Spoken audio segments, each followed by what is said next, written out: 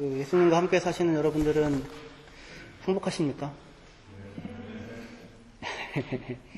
행복이 막 이렇게 넘쳐납니까? 항상 기분이 좋습니까?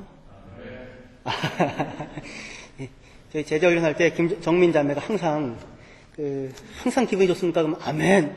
미친 사람처럼 항상 좋습니까? 아멘. 그래서 약간 미친 게 아닌가 생각이 들었었는데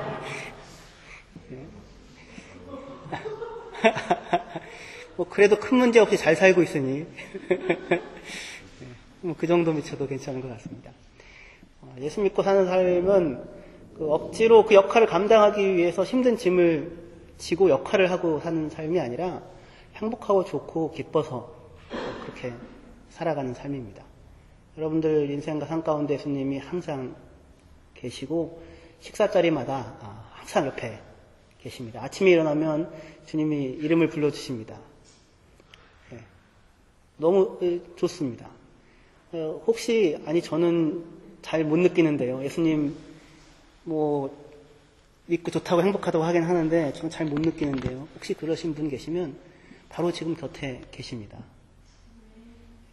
항상 같이 계시고 지키시고 여기 있다 이렇게 말씀을 하십니다. 할렐루야. 예. 제자들이 천국에서는 누가 큰 사람입니까? 이렇게 묻습니다. 누가 큰 사람이겠습니까? 우리 교회에서 누가 제일 큽니까? 석집사님이 제일 크십니까? 경식 형제가 제일 크십니까? 원래 석집사님 더 크셨는데 나이가 드시면서 조금 누가 제일 작습니까? 따라올 사람이 없이 제가 제일 작지 않습니까? 예. 누가 근데 큰 사람이라고 합니까? 천국에서는 작은 사람이 큰 사람이라고 이상한 적용을 하게 되는데 제자들이 묻습니다. 천국에서 누가 크냐고요. 이게 비교급으로 최상급을 쓰거든요. 유대인들은요. 그러니까 누가 더 큽니까? 그 얘기는 누가 가장 큽니까? 그런 얘기입니다. 누가 제일 큽니까? 제자들의 관심만 이런 게 아니라 사람들의 관심이 다 그런 것 같습니다. 그렇죠. 사람들의 관심이 다들 어떻게 하면 더 큰 사람이 되는가, 그죠? 크고 높고 거대하고 대단하고 이런 곳에 관심이 있는 것 같습니다. 그래서 올림픽도 아닌데 다들 그냥 보다 빨리, 보다 멀리, 보다 힘차게, 맞습니까? 르카프. 그 약자라면서요, 그게? 예. 다들 항상 그렇게 살아가는 것 같습니다. 유대인들의 관심도 마찬가지였습니다. 그래서 천국에, 그때 이 사람들은 천국이라고 표현 안 하고 오는 세대, 지금 현재 세대 말고 오고 있는 세대, 그 세대에서 누가 가장 큽니까? 이런 물음들이 있었고 대답들이 있었습니다. 어떤 대답이 있었겠습니까? 유대인들 속에서는요. 누가 제일 크다. 마음이 정직한 의인들이 크다. 이렇게 시편의 기록을 따라서 생각을 하는 대답이 있었습니다. 마음이 정직한 사람, 그런 의인. 근데 일반적인 대답은 율법을 잘 알고 그리고 행하는 사람들이었습니다. 유대인들이라면 벌써 그런 느낌이 들지 않겠습니까? 그러니까 누가 제일 큰 사람이 되는, 제일 가능성이 높냐면 랍비들이 제일 큰 사람이 될 가능성이 높았습니다. 그러니 큰 자가 되려면 더 배워야 하고 율법을 더 많이 알아야 하고 더 성숙해야 되고 어떻게 보면 더 어른이 되어야 했었습니다. 그런데 이런 유대인들 사회 속에서 그 물음에 대하여 예수님은 어린아이 하나를 데려다 놓고는 가운데 세우시고 이 어린아이 같이 자기를 낮추는 자가 천국에서 큰 자다 이렇게 말씀을 하시는 것입니다. 이 큰 자가 되려고 더 배우고 더욱 가지고 더욱 어른이 되고자 하는 세상에서 예수님은 어린아이가 되어야 천국에서 큰 자가 된다고 하시니 이게 무슨 말씀입니까? 여러분들도 예전에는 어린아이였었죠. 그렇죠. 어떤 분은 보면 어린아이였을 것 같지 않은 분이 계실지도 모르겠고 또 어떤 분은 아직도 어린아이 같은 분이 계실지 모르겠는데 우리도 어린아이였죠. 어른들도 어린아이였는데 어른이 되면서 어린아이 됨을 잊어버리고 살지요. 사실이죠. 그런 거를 회복하라는 것인가? 그죠? 어른 안에 있는 잃어버린 아이됨을 다시 찾아라. 그런 것인가? 생각해 볼만 할 할 것입니다. 그래서 많은 사람들이 그렇게 이해를 했었습니다. 그렇게 해석을 했었습니다. 그래서 수많은 이제 어린아이의 됨, 어른들이 잃어버린 어린아이 다움. 그래야 천국 가고, 그래야 천국에서 큰 자니까 그게 뭔가 생각을 했습니다. 그래서 이제 사람들이 이런 걸 회복해야 한다라고 그렇게 주장을 했었습니다. 대표적으로 여러분들 어린아이 하면 어떤 모습이 떠오르십니까? 결혼하고 애 낳기 전과 결혼하고 애를 낳고 키우고 난 다음에는 인상이 완전 다르시죠. 그렇죠? 이상한 게 있더라고요. 저는 결혼하기 전에는 애들은 참 착하고 순진하고 그렇다 생각했습니다. 그런데 애들을 싫어했어요. 근데 결혼하고 나서는 전혀 애들이 착하고 순진하지 않다는 것을 결혼하고 애를 낳고 나서 전혀 착하고 순진하지 않다는 걸 알게 됐는데 애들이 왜 이렇게 이쁜지 이런 이상한 일이 생기는데 사람들이 어린아이 됨의 어떤 부분을 예수님이 말씀하실 것인가 찾아봤습니다. 주보에 보시면 제가 뒤에다가 적어놨는데요. 주보를 한번 뒤에 보십시오.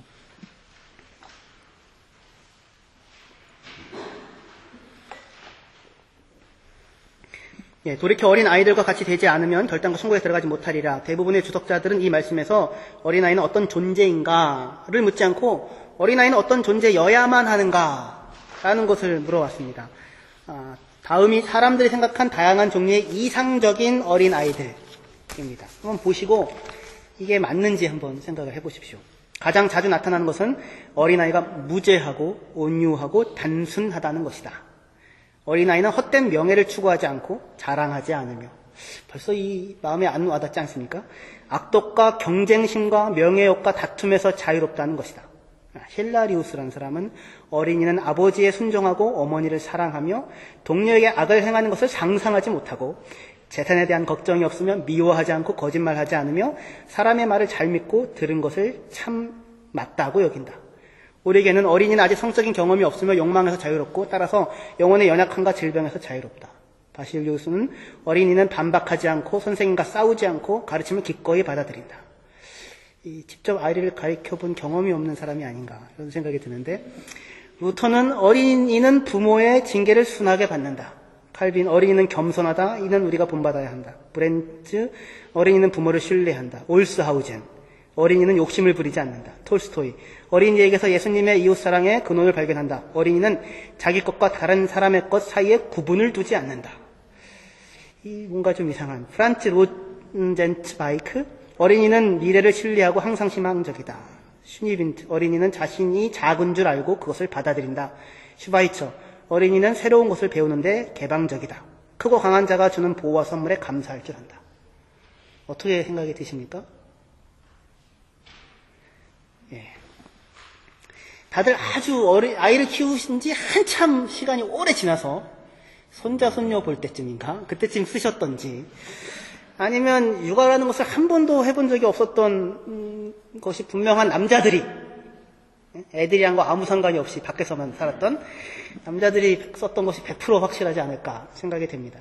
예, 참 기가 막힌 그 생각이 듭니다. 어린아이가 온유하고 단순하고 자랑하지 않고 경쟁심과 명예심과 다툼에서 자유롭다는 이런 얘기를 어떻게 쓸 수 있을까? 참 신기하죠. 그런데 이렇게 쓰고 있는 이유가 무엇입니까? 어린이는 이런 존재다라고 지금 생각한 게 아니라 어린이는 이래야만 한다.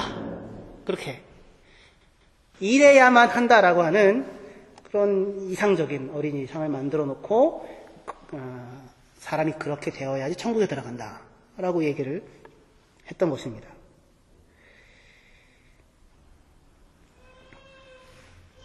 그런데 그렇지 않잖아요? 어린아이들이 그렇지 않습니다. 그러면 도대체 어린아이 같이 되어져야 한다는 것은 무엇인가? 예수님께서 하신 말씀이 그 내용을 생각을 해봐야 할 것입니다. 어린아이 됨은 어린아이와 같이 되지 아니하면 도대체 천국에 들어갈 수 없다는 천국 백성됨의 조건으로 일단 제시되고 있습니다. 무슨 얘기냐면 사람들은 살면서 이 땅을 살면서 다 위로 올라가려고 하죠. 우리 자녀들에게도 그렇게 가르치지 않습니까? 너 그렇게 해서 어떻게 이 험한 세상을 살려고 해? 다 위로 올라가려고 합니다. 위로 올라가면 거기 천국이 있고 천국에서 또 위로 올라가면 천국에서 제일 큰 사람이 된다. 그런 게 유대인들의 생각이었고 제자들의 생각이었었습니다. 그 물음 속에. 천국에서는 누가 제일 큽니까? 그런데 예수님의 말씀은 뭐예요? 위로, 누가 더 크냐라고 하는 방향에서 돌이켜서 그 위로의 방향이 아니라 방향을 돌이켜 어린 아이와 같이 되지 않으면 천국에서 큰 자가 되는 것은 말할 것도 없고 천국에 들어갈 수조차 없다. 그렇죠? 니들은 지금 큰 자 될 걸 걱정하는 게 아니라 천국에 들어갈 수 있는지 없는지를 그걸 걱정해야 되는 상황이다. 그렇게 말씀을 하시는 것입니다. 위로 올라가 그 길 끝에 천국이 없고 어떻게 해요? 돌이켜 내려가야 거기서 천국을 만날 수 있다고 말씀을 하시는 것입니다. 3절에 같이 한번 읽어보시겠습니다. 마태복음 18장 3절이요. 같이 읽겠습니다. 예. 시작. 이르시되 진실로 너에게 이르노니 너희가 돌이켜 어린아이들과 같이 되지 아니하면 결단코 천국에 들어가지 못하리라. 예. 돌이켜 이렇게 얘기합니다. 돌이켜서. 그러니까 가던 방향이 있는데 그 길을 돌이켜 다른 길을 잡아야 한다는 것입니다. 우리가 어떻게 하면 어떤 사람이 천국에서 제일 크고 제일 높은 사람이 됩니까? 라고 하는 그 방향에서 돌이켜야 한다는 것입니다. 위로, 더 많이, 더 강하게, 더 크게 라고 생각하는 그 길에서 돌이켜서 어린 아이와 같이 되는 방향으로 나아가야지. 그렇지 않으면 천국을 만날 수 없다 말씀하십니다. 더 위로, 더 많이 갖고 더 크게 되고 더 높게 올라가는 것이 인생의 목표가 아니어야 한다고 하십니다. 가장 크고 높은 사람이 되는 것, 권력과 명예의 정점에 서는 것, 그것을 목표로 삼다가는 천국에서 큰 사람이 되지 않는 것은 고사하고 천국에 들어갈 방법조차가 없다. 그렇게 말씀하십니다. 다른 길을 가야 합니다. 돌이켜야 합니다. 회개하라, 옛 죄를 울며 고백하라는 뜻이 아니라 위로 향하는 방향에서 아래로 향하는 방향으로 삶의 인생길을 바꿔 잡아야 한다는 것입니다.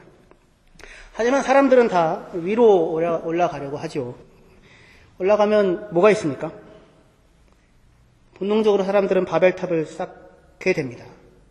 꼭대기까지 올라가서 하늘 높은 곳에 탑을 세우리라 라고 합니다. 꼭대기에 뭐가 있습니까? 아무것도 없죠. 뭐가 있어요? 사람들의 피눈물로 지어진 탑 꼭대기 위에 자기가 앉았다는 것. 그거죠. 바벨탑을 누가 쌓습니까? 꼭대기에 올라간 사람이 쌓겠습니까? 수많은 이름 없는 영희와 철수와 순자와 이렇게 쌓지 않겠습니까? 그 사람들 위에 서 있다라고 하는 것을 발견할 뿐입니다. 꽃들에게 희망을이라는 책이 있습니다. 제가 초등학교 1학년 들어갔을 때 입학했을 때 한 형이, 한신대학교를 다니던 대학생 형이 저에게 줬던 책입니다. 되게 어려운 내용이어서 무슨 얘기인지 하나도 몰랐는데 그림이 너무너무 기가 막히게 강력해가지고 기억에 지금도 남아 있습니다. 혹시 보셨습니까? 애벌레가 태어나가지고 잎사귀만 먹고 살다가 인생에는 이 먹고 사는 것만 있는 거는 아닐 거다. 다른 게 뭔가 있을 거다 생각하고 여기저기 기어 다니다가 거대한 기둥이 있는 것을 보고 높은 탑 같은 게 있는 것을 보고 가까이 가보니 수많은 애벌레들이 다 거기로 몰려가고 있는 것입니다. 야, 어디 가십니까? 몰라요. 저기 위로 가야 된대요. 왜 거기 위로 올라가십니까? 모르겠어요. 다들 가는데요. 올라갑니다. 위로 올라갑니다. 왜 올라가야 되는데? 저 위에 올라가면 뭐가 있나 봐요. 올라가 본 사람이 있답니까? 모르겠어요. 그래서 올라가죠. 얼굴을 막 그냥 짜부러 트이며 올라갑니다. 올라가다가 줄무늬 애벌레와 노란색 애벌레가 올라가는 그 과정에서 회의를 느끼고 올라가 봤자 뭐가 있을까? 내려가서 다른 형태로 살아볼까? 고민하다가 결심을 하고 내려갑니다.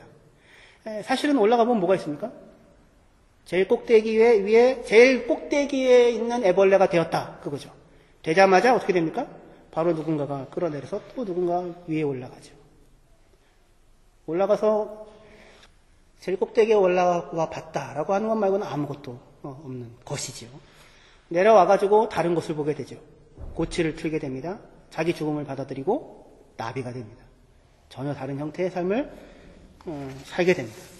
거기에서도 그 어른을 위한 동화에서도 위로 올라가서 가장 높은 곳에 올라가 보이는 것이 아무것도 없다는 사실을 생각하게 합니다.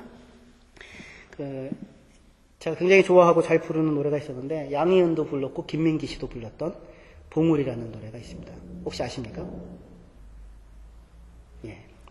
모르시면은 얘기를 할 수 없기 때문에 제가 들려드리도록 하겠습니다.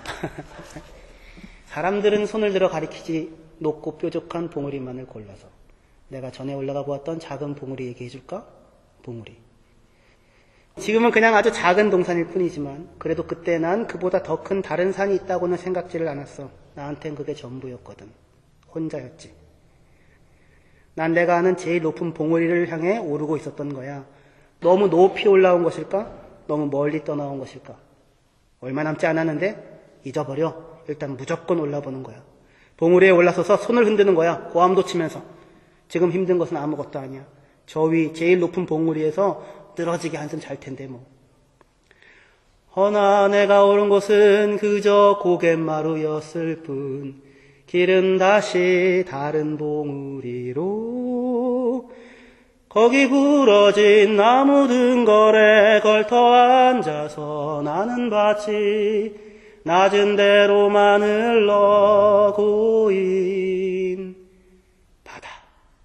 작은 배들이 연기 뿜으며 가고. 이봐, 고갯마루에 먼저 오르더라도 뒤돌아서서 고함치거나 손을 흔들어댈 필요는 없어. 난 바람에 나부끼는 자네 옷자락을 이 아래에서도 똑똑히 알아볼 수 있을 테니까 말이야. 또 그렇다고 괜히 허전해하면서 주저앉아 땀이나 닦고 그러지는 마. 땀이야 지나가는 바람이 식혀주겠지 뭐. 혹시라도 어쩌다가 아픔 같은 것이 떠오를 때면 그럴 땐 바다를 생각해. 바다. 봉우리란 그저 넘어가는 고갯마루일 뿐이라고. 하여 친구여 우리가 오를 봉우리는 바로 지금 여긴지도 몰라. 우리 땀 흘리며 가는 여기 숲속에 좁게 난 길 높은 곳엔 봉우리는 없는지도 몰라. 친구여 바로 여긴지도 몰라. 우리가 오를 봉우리는. 어떻게 좀 감동이 되십니까? 집에 가서 꼭 한번 들어보십시오.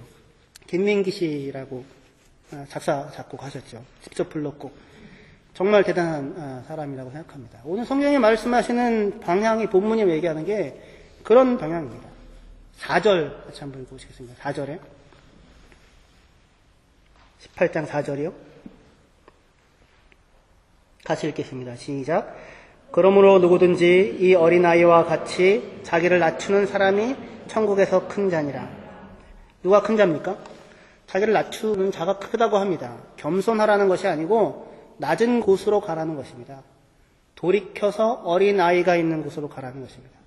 어린아이가 순결함과 순진함의 상징이 아니라고 했죠. 우리가 봤죠. 그렇지 않고 어린아이는 낮은 자의 상징입니다. 연약한 자의 상징입니다. 당시의 어린아이는 아직 사람이 아닙니다. 사람이 아님입니다. 아직 스스로 보호할 수 없습니다. 인구 개수에 포함되지도 않는 사람입니다. 엄마, 아빠 없으면 사회에서 누구도 돌봐줄 사람이 없는 존재이고 스스로 자기 삶을 개척할 수 있는 사람이 아닙니다. 그것이 그 연약한 모습이 당신들도 하나님 앞에서 그런 사람이 되어라. 그래야 천국 간다는 얘기가 아니라 아직 아무것도 아니고 연약하고 힘없고 그야말로 낮고 자기 스스로의 권리를 하나도 제대로 가지고 있지 못한 낮은 사람, 그 낮은 자의 자리로 스스로를 낮추라고 합니다. 자기 스스로를 낮추는 사람, 내려가는 사람이죠. 내려가서 누구를 만납니까? 어린아이 한 사람을 만나러 내려가는 사람, 그 사람이 천국에서 큰 자다, 이런 얘기입니다. 제자들이 누가 천국에서 큰 사람입니까? 어떤 사람이 큽니까? 어떤 사람이 위대한 사람입니까? 대통령입니까? 랍비입니까? 대제사장입니까? 야, 니들 그렇게 위로 올라가는 길을 가고자 한다면 거긴 천국 없어. 돌이켜 밑으로 내려와.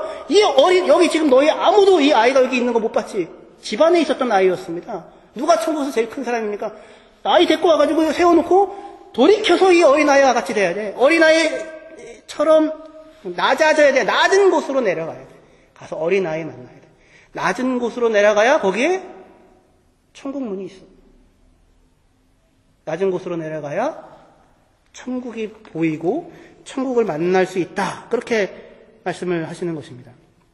어린아이가 되라는 말은 자기를 낮추라는 말이고, 자기를 낮추라는 말은 겸손하라는 말이 아니라 낮은 곳으로 가라는 것입니다. 돌이켜서 낮은 곳으로 가라. 낮은 곳을 향하여 가는 것, 그것이 하나님의 아들들인 그리스도인의 근원적인 삶의 방식입니다. 낮은 곳으로 향해 가지 않으면 뭘 못 만나요? 천국을 만날 수 있는 길이 없답니다. 높은 곳에 올라가서 천국이 안 만나진답니다.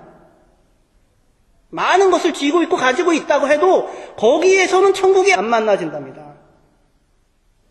돌이켜서 밑으로 내려가 돌봄이 필요하고 도움이 필요한, 그야말로 아무것도 아닌, 사람 취급도 아무도 해주지 않는, 아무도 신경 쓰지 않는 그 사람 한 사람, 그 사람을 찾아가서 만나는 그 자리가 천국의 문이 열리는 자리이고 하나님 나라가 임하는 것을 경험하는 자리라고 합니다. 어떻게 그렇게 얘기할 수 있습니까? 예수님 자신이 그렇게 하셨죠. 예수님 자신이 높은 곳에서 하나님을 만나는 게 아니라 자기의 모든 것을 버리고 이 땅에 내려오셔서 우리 곁에 와 계셨습니다. 나 같은 낮은 사람을 영접하기 위하여 십자가를 지셨습니다. 그러자 우리 안에도 뭐가 열려요? 천국이 열리기 시작하였습니다.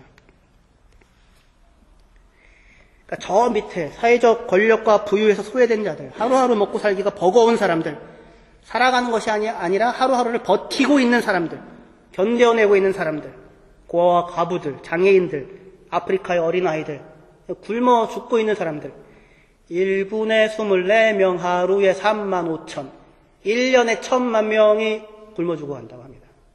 1분에 24명, 하루에 35,000, 1년에 1,000만 명. 그 사람들에게로 내려가 그들을 영접하라는 것입니다. 천국의 문은 그곳에 있고 천국의 문은 그 자리로 내려간 사람들에게만 열릴 것입니다. 그런 사람들만 천국에 들어갈 수가 있습니다. 높은 곳에는 천국 문이 없습니다. 높은 곳에서 천국 문은 열리지 않을 것입니다. 아브라함, 우리가 믿음의 조상이라고 얘기하는 아브라함, 갈대아 우르에서 고향 친척 아비집을 떠나오죠. 아브라함이 뭐가 부족했던 사람이었습니까? 아니었죠. 이미 1,000명쯤 거느리고 있는 족장이었습니다. 최고의 고대 도시, 5개의 유서 깊은 도시들 가운데 가장 유서 깊었던 도시 우르에서 자리 잘 잡고 살고 있었던, 떵떵거리고 살고 있었던 큰 사람이었습니다. 그런데 거기서 고향 친척 아비집을 떠나라고 합니다. 뭘 생각하면서요? 너 더 복받게 해줄게. 너 최고의 높은 자리를 올려줄게가 아니라 땅의 모든 족속이 너를 인하여 복을 얻으리라. 낮은 사람이죠. 땅의 모든 족속을 바라보고 내려오라고 얘기를 하는 것입니다. 낮은 데로 가라고. 가나안으로 가고 기근을 만나고 애굽으로 가고 아내를 뺏길 뻔하고 다시 찾고 겨우 가나안에 올라가고 전쟁이 벌어지고 거기에 수많은 유민들로 들어온 사람들. 가나안, 당시 아브라함이 가나안으로 갔을 때에는 그 위쪽 지방의 정세가 혼란스러운 관계 속에서 새로 막 가나안으로 이주민들이 들어오고 있던 시절이었었습니다. 거기서 그 사람들을 만나라고 합니다. 가나안 땅으로 들어와서야 아브라함은 누구를 만납니까? 하나님을 만나죠. 거기에서 천국으로 향하는 문이 열리기 시작합니다. 야곱도 그렇죠. 야곱도 본능적으로 싸움꾼이죠. 태어나서 죽을 때까지 싸우다가 갔던 사람 아닙니까? 오죽하면 나올 때부터 형의 뒤꿈치를 붙잡고 내가 너한테 이렇게 하고 나오지 않았습니까? 붙잡았다, 빼앗았다, 이런 뜻 자체가 움켜졌다, 그런 뜻입니다. 누군가의 것을 빼앗아서라도 자기가 가져야 하는 사람이었습니다. 형의 장자의 명분도 장자의 축복도 다 뺏고야 말죠. 그래서 그가 만난 것이 천국이었었습니까? 아니었죠. 큰 자가 어린 자를 섬길 것이다. 태어나기 전부터 하나님의 약속이 있었습니다. 큰 자가 어린 자를 섬길 것이다. 그것을 야곱은 형 에서가 자기를 섬길 것이다 하고 그렇게 자기 나름대로 생각을 했습니다. 해석을 했습니다.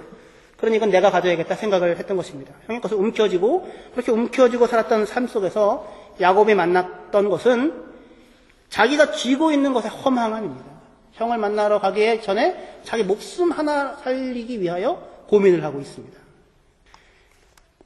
야곱의 삶에서 야곱이 스스로 그 삶을 유지할 수 있었던 길은 그의 나그네 길 20년 동안에 자기의 재산을 지켜주시는, 자기의 목숨을 지켜주시던 하나님의 아버지의 손길이었습니다. 하나님 나를 붙잡고 있다는 사실을 확인하지요. 그 20년 동안에 10번이나 라반이 자기의 욕심을 부려서 그 품삯을 바꾸는 가운데서도 자기 편을 들어주시는 하나님을 만나게, 하나님을 붙잡게 됩니다. 그래서 형을 만나서 어떻게 하고 갑니까? 7번 절을 하고 가죠. 난 당신의 종입니다. 라고 자기 스스로 머리를 숙이고 갑니다. 기꺼이 형의 아랫자리로 내려갑니다. 비굴함이 아니라 섬김입니다. 큰 자가 어린 자를 섬기리라. 애들끼리 싸우면 양보합니까? 절대 양보하지 않습니다. 누가 근데 고개를 숙여줍니까? 큰 놈이 그래도 고개를 숙입니다. 기꺼이 양보를 해줍니다. 미나랑 누나랑 핑크색 컵 갖고 싸웠는데 둘이 싸워가지고 아무도 못 먹었습니다. 아무도 못 먹어! 그래서 이제 그 다음은 핑크색을 없애던지 둘 다 핑크색을 꺼내던지 아직도 이거 갖고 싸워야 하니 근데 없었어요. 아무리 찾아도 핑크색 하나 노란색 하나 와가지고는 미나한테 눈치를 보면서 미나야 유나 줘도 돼? 그랬더니 미나가 왜? 유나 또 땡깡 놓잖아. 아직 큰 자로 섬기는 마음은 아닐지 모르지만 그래 그래도 네가 좀 크구나. 야곱이 7번 절을 하고 갑니다. 형님 당신이 형님입니다. 당신이 주인입니다. 내가 종입니다. 아래로 내려갑니다. 비굴함이 아니고 섬김입니다. 내가 뺏었던 축복, 장자권 당신이 가지십시오. 당신이 누리십시오. 형님이 형님입니다. 섬기는 자가 큰 자라는 사실을 야곱이 알게 됩니다. 애고방 앞에서 섰을 때도 하나도 쫄지 않습니다. 그래서 자기를 지키시는 하나님 앞에서 야곱이 축복하고 애고방을 축복해놓고 갑니다. 자기를 낮추라는 것이 아니라 낮은 자리로 내려가라는 것입니다. 시선이 낮은 데로 향하라는 것입니다. 수고하고 무거운 짐진 자들아 다 내게로 오라. 내가 너희를 쉬게 하리라. 나는 마음이 오냐고 겸손하니 나의 멍에를 메고 내게 배우라. 그리하면 너희 마음이 쉼을 얻으리니 이는 내 멍에는 쉽고 내 짐은 가벼움이라. 나는 마음이 온유하고 뭐하대요? 겸손하대요. 겸손하다는 말이 낮다라는 뜻입니다. 낮다. 겸손하다는 말이 따페이노스라는 뜻입니다. 헬라 말이 따페이노스. 나는 따페이노스. 이시빈 따페이노스. 근데 자기를 낮추라는 말이 따페이노입니다. 어린아이처럼 자기를 다 빼놓고 낮추는 사람, 그 사람이 천국에 들어가고 그 사람이 천국이 큰 자인데 예수님은 뭐래요? 나는 지금 낮다. 나는 다 빼놓으다. 에베소서 4장 찾아보시죠. 에베소서 4장 31절이요.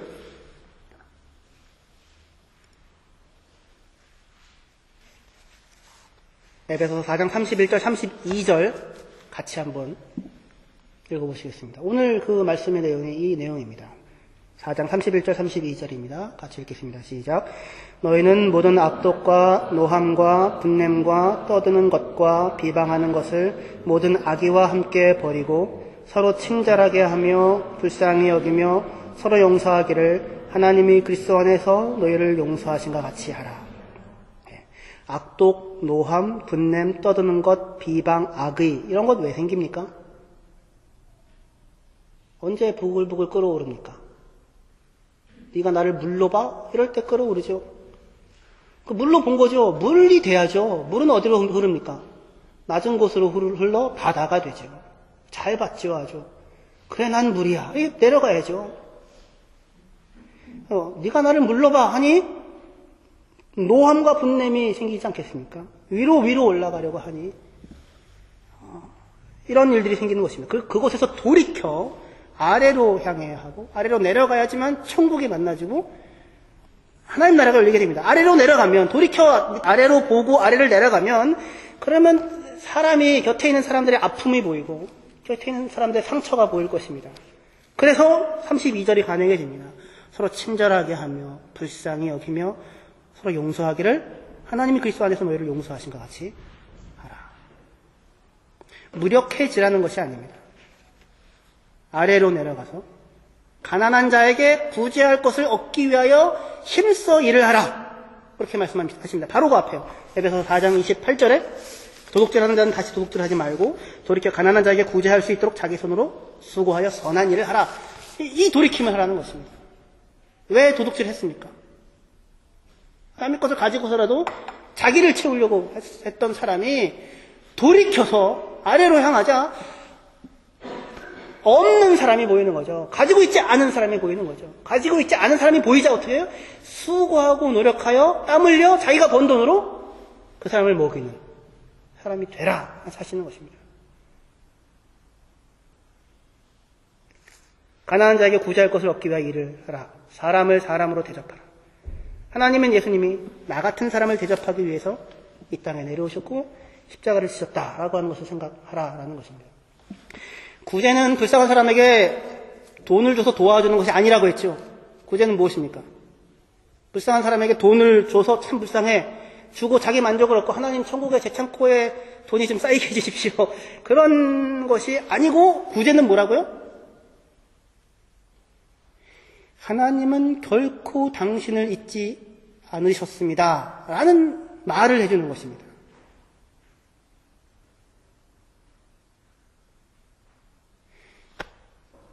구제는 불쌍한 사람에게 돈을 주는 것이 아니라 아프리카에 있는 어떤 아이에게 케냐에 있는 선교사님을 통하여 뭐가 공급된다면 무슨 소리를 듣는 거예요? 하나님은 너를 결코 잊지 않는다. 하나님은 너를 진짜로 사랑하신다. 하나님 네 인생이 복되게 살기를 원하신다. 네 곁에 계신다. 그 얘기를 해주는 것이 구제입니다. 예수님이 우리에게 오셔서 하신 일이 그거죠. 오셔서 십자가를 지시는 것이. 하나님은 당신의 인생을 한 번도 포기한 적이 없다. 마지막 순간까지. 라고 얘기를 해주시는 것이 예수 그리스도의 오십니다. 돌이켜 내려가는 것입니다. 내려가서 그 손을 누군가의 손을 잡아주는 것입니다. 그리스도인들의 삶의 길이고 그곳에 뭐가 있습니까? 천국이 있습니다. 거기에 천국 문이 열립니다. 그때만 거기만 천국이 열립니다. 기도하시겠습니다.